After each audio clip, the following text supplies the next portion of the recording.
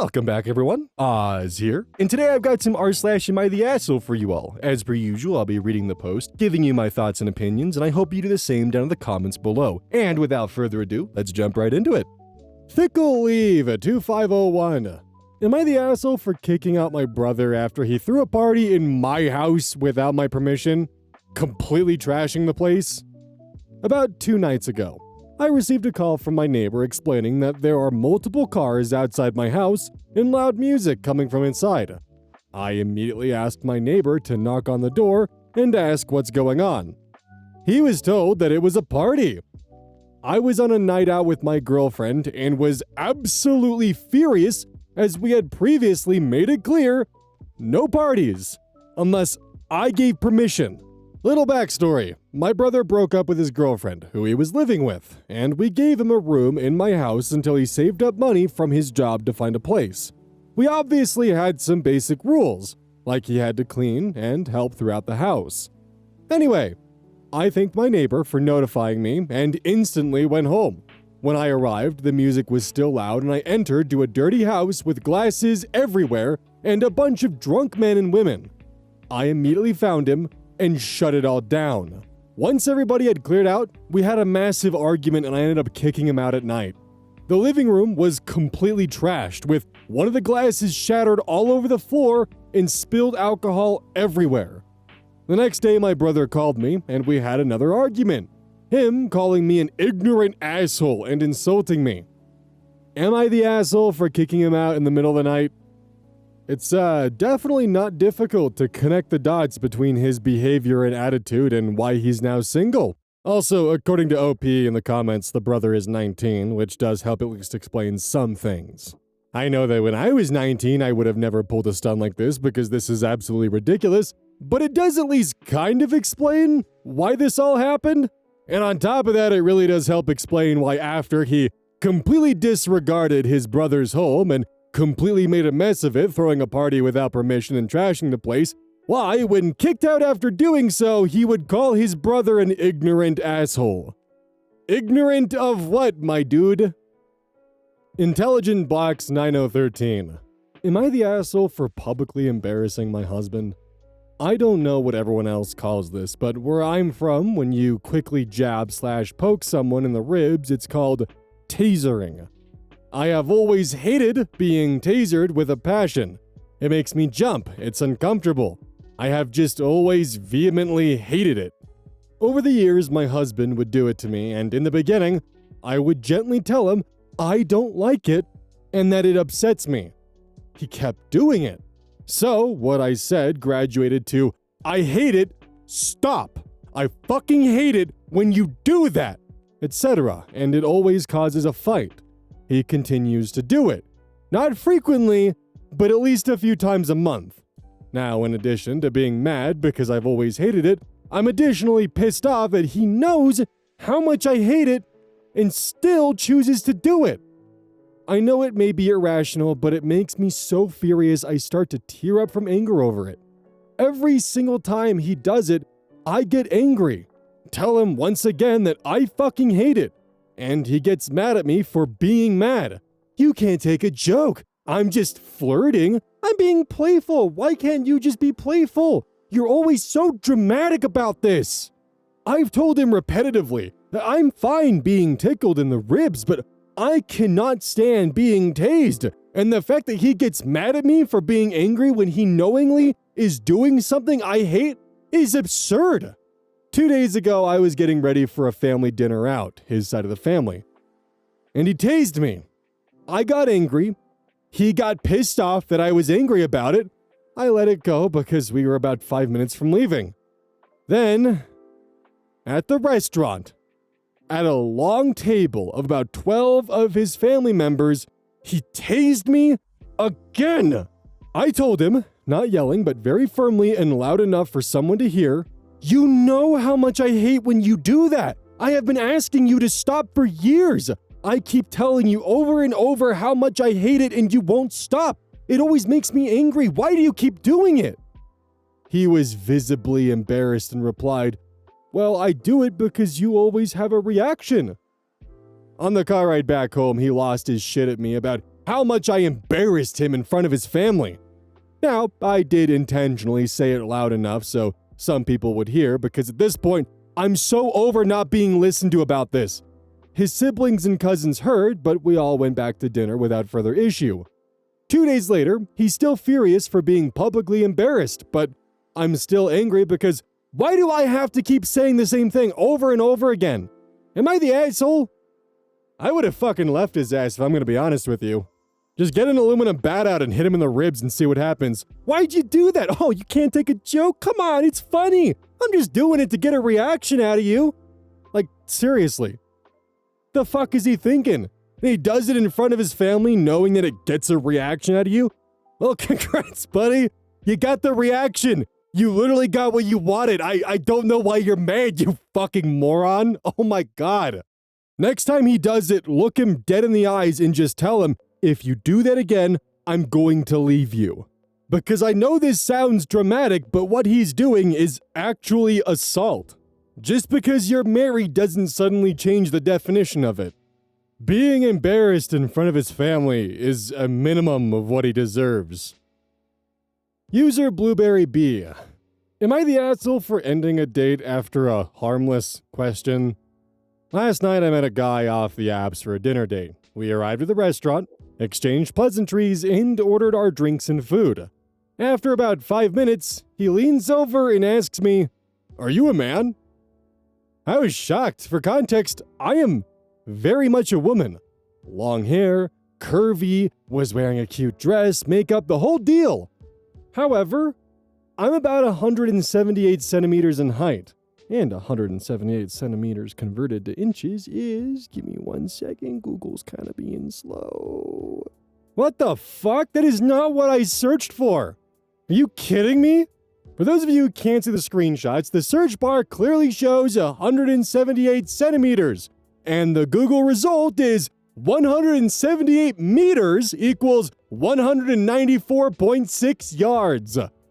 I did not ask for meters. And that's what it is giving me. The enshittification of reality is getting ridiculous. Anyways, she's 5'10". He swore he was not trying to offend me. You're just so tall for a woman, he said. Still, I felt like I had just been slapped. So, I politely excused myself from the table, paid for my drink, canceled my food order, wished him a good rest of the night, and left. At the time, I was upset and convinced the man was an idiot. Now that I've had time to cool down, I'm wondering if I overreacted. His tone wasn't negative or accusatory, and there's nothing wrong with being trans. Am I the asshole for immediately bailing? No shade to OP, but I don't think a trans woman would appreciate being asked if they're a man on a first date. What the guy was doing was actually out of the Red Pill handbook. It's negging. You're trying to bring down their self-confidence in an attempt to try to sleep with them. I don't know why this is a thing, but apparently it's just a common tactic, and it's just gross. I'm glad you put this guy in his place because he fucking deserved it. Anyways, a lovely comment from Owl Pinecone, and it's not just because I find their username absolutely adorable. Listen in any context, what he said was rude. 2 possibilities. 1, he knew it was rude, and the fact that he pretended it wasn't doesn't change that. His intention was to throw you off guard, affect your self-esteem negatively so he had an easier chance of manipulating you going forward. This is not a man you should ever let in your life under any circumstances. 2, he is so out of tune with normal social behavior that he is not a good match for you. This doesn't make him evil or unredeemable, but he's not a good partner for you right now. Also, he also has strange ideas about women's bodies and what is or isn't normal, and that smells like sexism to me. Either way, you were right to leave. Dating is tough. Continue to prioritize yourself. Grow your own garden. I know, oh do I know, that it can feel so achingly important to find a male partner, but you're already a complete person. Keep enjoying your life as much as you can and only date when you have space in your calendar. Smiley face. Huge Adeptness 7017. Am I the asshole? Wife wants me to leave work 2 hours early to save her 5 minutes. Am I the asshole for refusing to leave work early to check my son out of school for my wife? My wife came home today and told me she scheduled a doctor's appointment for our son this Wednesday. She already arranged with her job to take him to the appointment, but she wants me to leave work early to check him out of school so she can save time.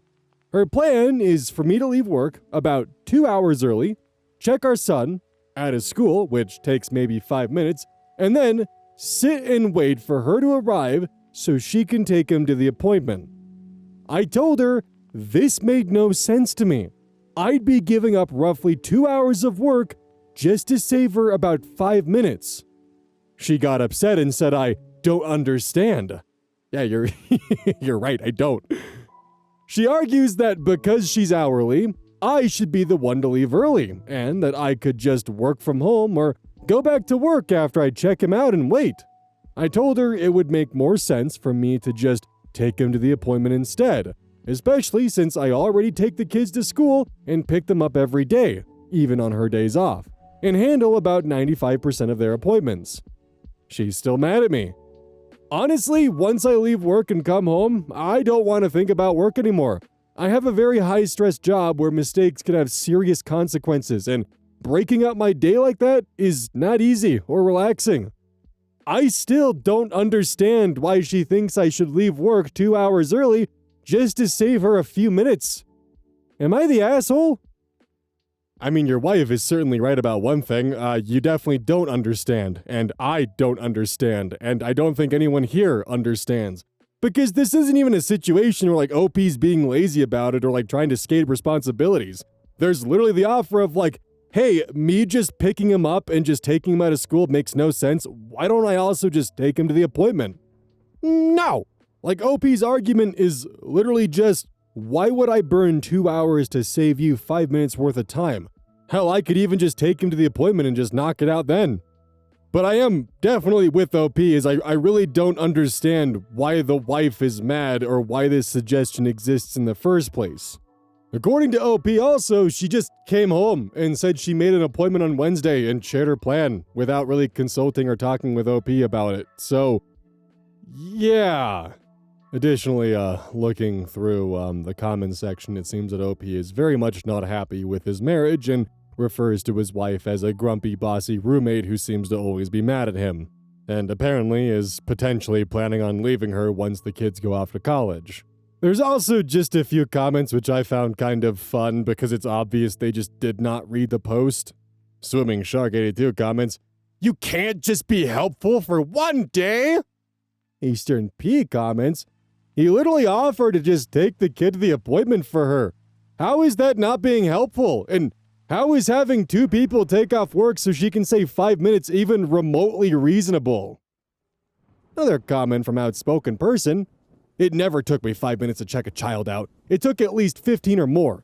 She's asking you to share the load with her. You might win with your logic, but in the end, will it be worth it?" User BJBC comments, "If this is about sharing the load, she would let him take their son to the appointment. She said no to that." User LateHat9144 responds additionally, "She's asking you to share the load with her. He already does 90% of the school pickup and drop-off as well as taking the kids to their appointments. He also suggested to his wife that he'd take their kids to the appointments so she didn't need to take time off at all. And she argued with him over that, and then gave him the silent treatment. He's already equitable sharing the parenting load. His wife just doesn't want to be at all flexible. There's no logical reason that it has to be OP to check their kid out, but it can only be his wife to take their child to this appointment." And user Familiar comments, "Checking a kid out of school often takes a lot longer than 5 minutes because it can take forever for them to get all their things and come to the office. I've waited 30 minutes or longer sometimes, and if you happen to hit recess or lunchtime, it's a lot of confusion." LateHat9144, who is on a soft crusade here, responds, "Then it should have been fine when he said he can just take their kid to the appointment and manage it himself." There's just also a decent amount of comments here and a lot of people accusing those comments of just assuming OP was in the wrong because of the gender stereotypes attached to it. Just messy all around. Good luck, OP. Sounds exhausting. User Just Toppers, am I the asshole for blocking my neighbor's car? In all the time I've lived here, 6 years, snow removal has been a non-issue, but the building was sold last spring, and this new guy apparently loves accumulation. Because of that, I didn't own a shovel, never needed one. But we got like 15 inches of snow, and the landlord still hasn't plowed or cleared any snow.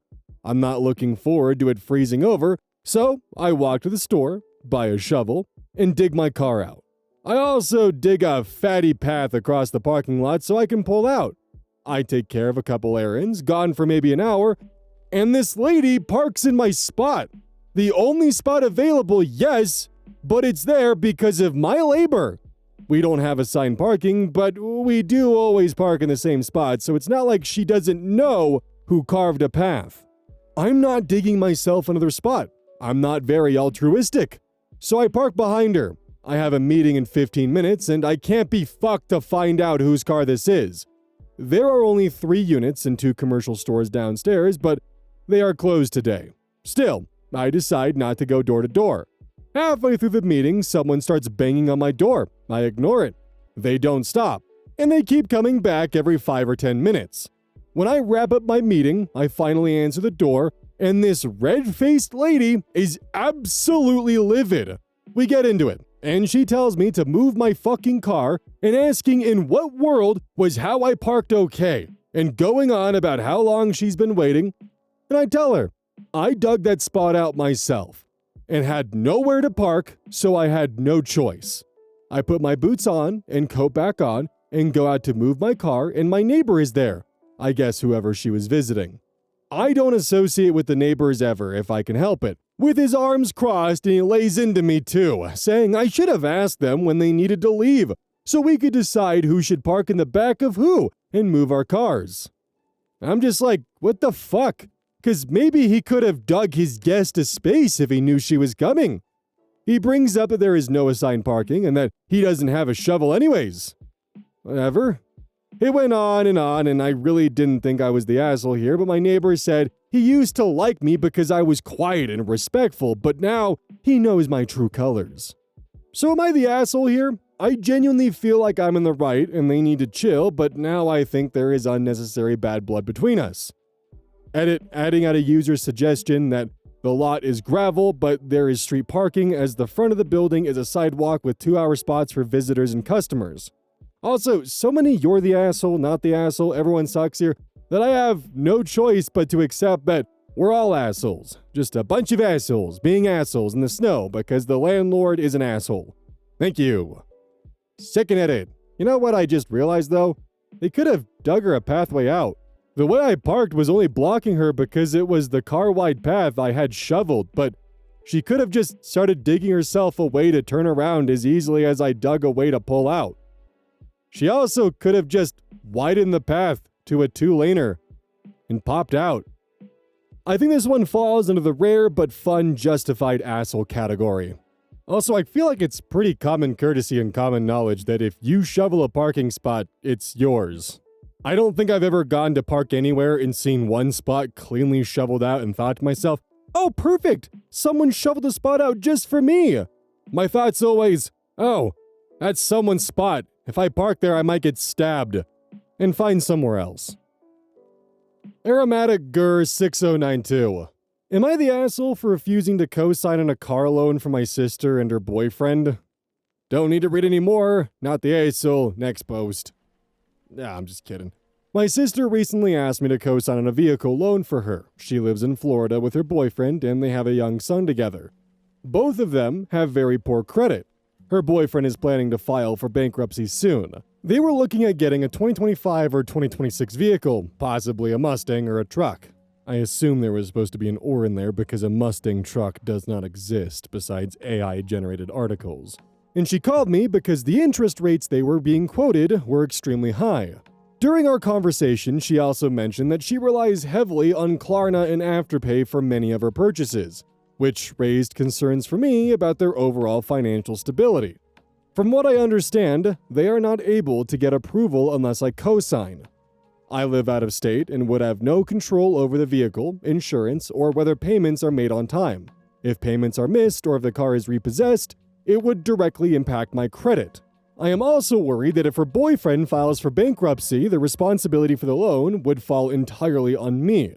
I care about my sister and her child, but this feels like an extremely high financial risk, especially for a brand new car that does not seem necessary right now.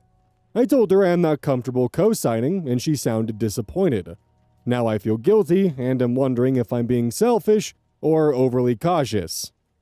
Definitely not the asshole on this one. Like, you definitely should not be co-signing in a circumstance like this. For one, they're looking at getting a brand new car while also looking at filing for bankruptcy.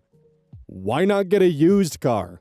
Also, Opie, you clarified in the comments that it's not the Mustang truck, it's the Mustang Mach-E, which is just the Mustang SUV that's electric.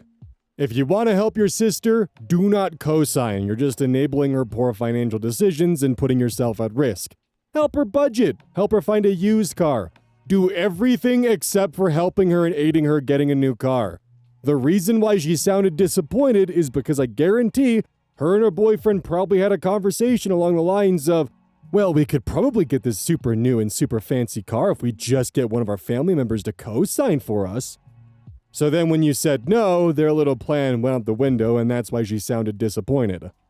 As someone who has made this mistake as a young, dumb adult co-signing for someone else, and who recently had to deal with the ramifications of that coming to bite them in the ass, trust me, don't do it. It'll severely hurt your credit, and you'll be on the hook for it. Only bright side is that you can take them to small claims court. Midas of Ruin. Am I the asshole insisting 33-year-old boyfriend wears shoes in shopping centers? Okay, am I the asshole? Me, 35 female, have been planning on going to our local, very large shopping center all day. When I finished work, he's come over and I gave him a 30-minute reminder, a 15-minute reminder, and a 5-minute reminder we were leaving. Once we left, I asked him if he brought shoes, ongoing dispute in our relationship, and he said no. I've told him countless times he has the choice to not wear shoes when we leave the house, but I also have a choice to not be a part of it. I informed him I consider not wearing shoes in public a disgusting practice, and he started accusing me of insulting him and calling him disgusting. I reiterated I wasn't saying that about him as a person, just the act of going barefoot in nice, very busy shopping centers. On the drive there, I informed him he would be staying in the car because, again, it was his choice to not wear shoes, and he's accusing me of not wanting to be with him, not wanting to spend time with him, and calling him disgusting. Am I the asshole? Are you dating a toddler?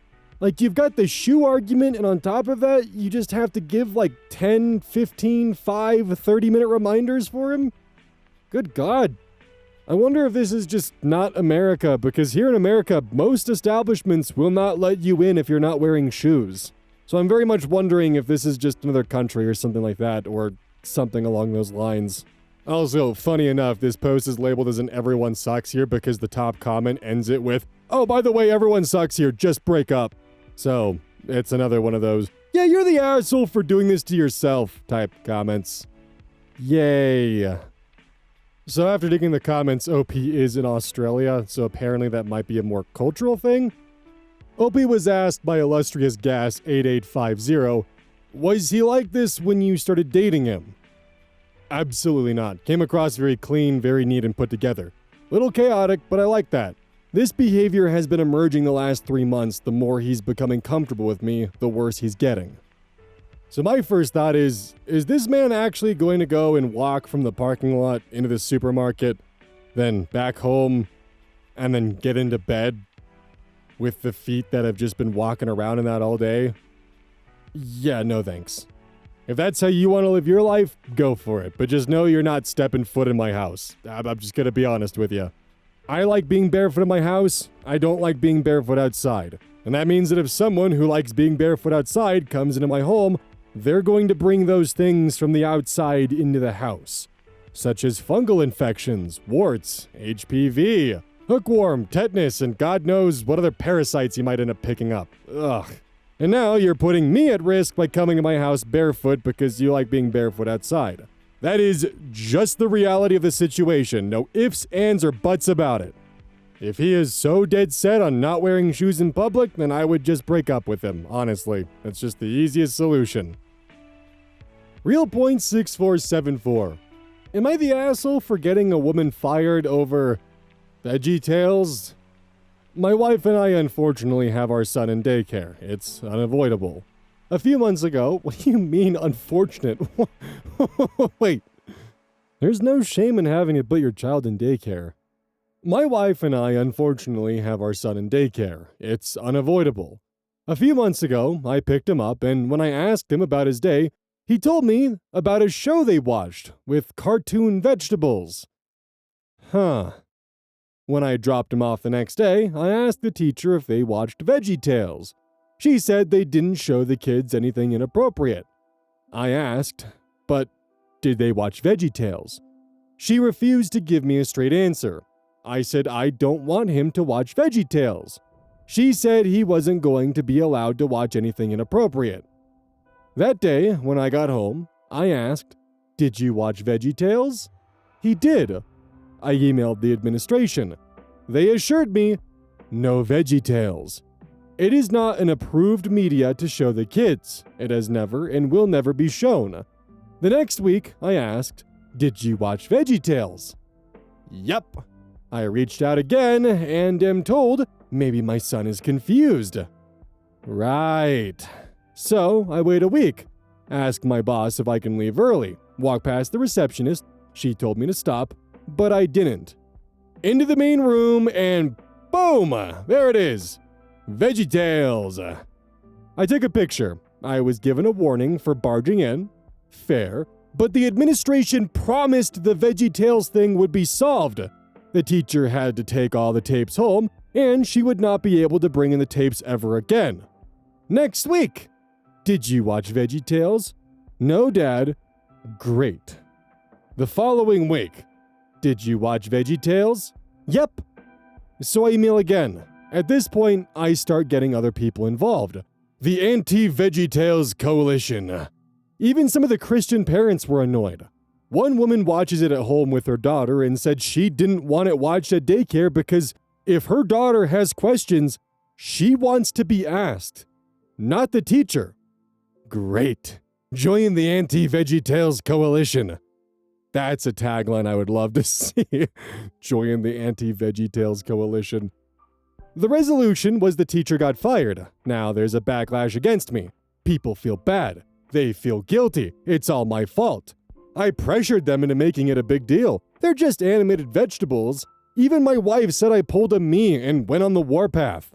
Am I the asshole, or should she have just left her animated vegetables at home? The thing is, no matter the circumstances, both the administration and the teacher were lying to you about media they were showing to your child that you actively proclaimed that you did not approve of, which despite it being made very clear, not just by you, but numerous parents, they continued to do so.